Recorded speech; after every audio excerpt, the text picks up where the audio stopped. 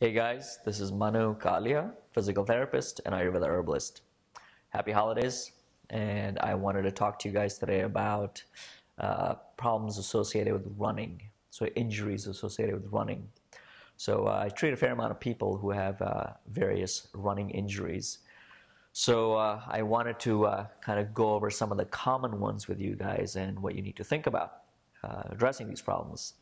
So let's start at the foot, and we'll kind of work our way up. So at the foot, some of the things you want to think about are plantar fasciitis, which is essentially an irritation of the plantar fascia, which is the connective tissue that gives support to your arch. So with that repetitive pounding, and in addition to if there's some mechanical issues going on, meaning you have flat feet, you don't have adequate arch support as it is, or high arch, usually more common flat feet, can result in plantar fasciitis type of problems.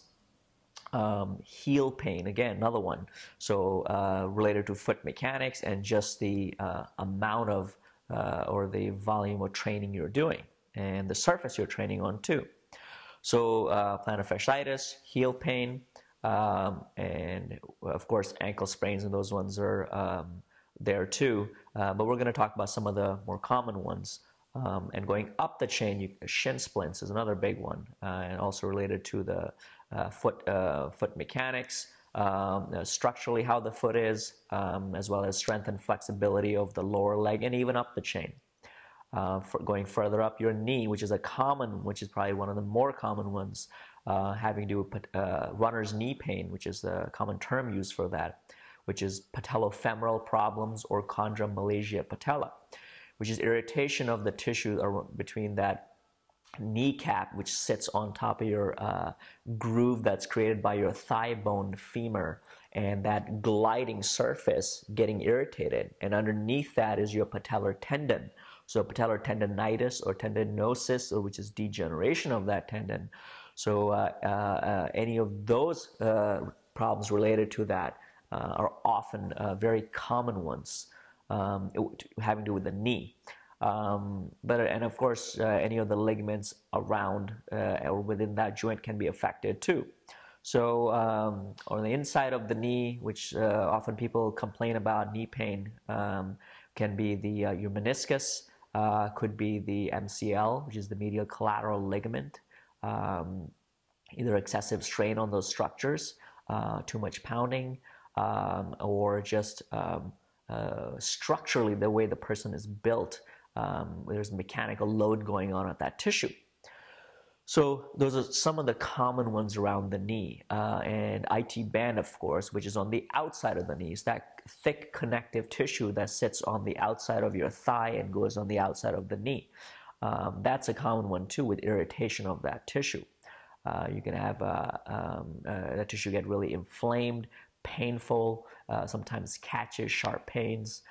And then heading further up, hip-related issues. So SI joint, sacroiliac joint irritation is one of the ones that I often run into also.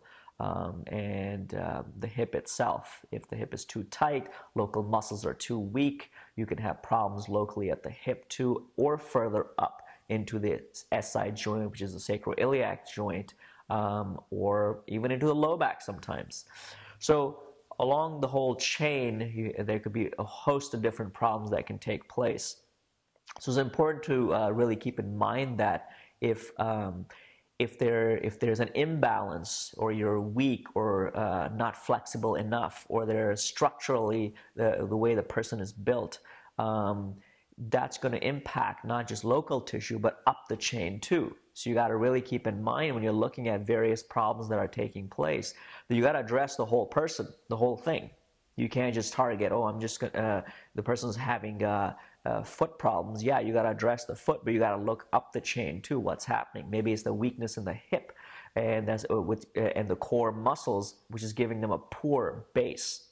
So if you're not strong through your base and your center, which is affecting what's happening further down in the chain too, or lack of flexibility or motor control, a lot of those things. So I hope that it gives you an overview of some of the common running injuries. And there are a lot of other injuries out there too. I didn't list all of them, but it gives you an idea of the various problems that can be taking place. and that you can very effectively address these problems. And I do it all the time in my clinic with a lot of my patients. And you can continue to run, but you really need to make sure you address those problems so they don't become nagging issues and chronic problems where they start causing serious degenerative or other changes to the joint or other local tissues. So I hope you found that helpful, and make sure to leave a comment if you have a question. Subscribe to the channel. Make sure you click on the link below to check out my site. There's lots of info there, and happy holidays. Thanks.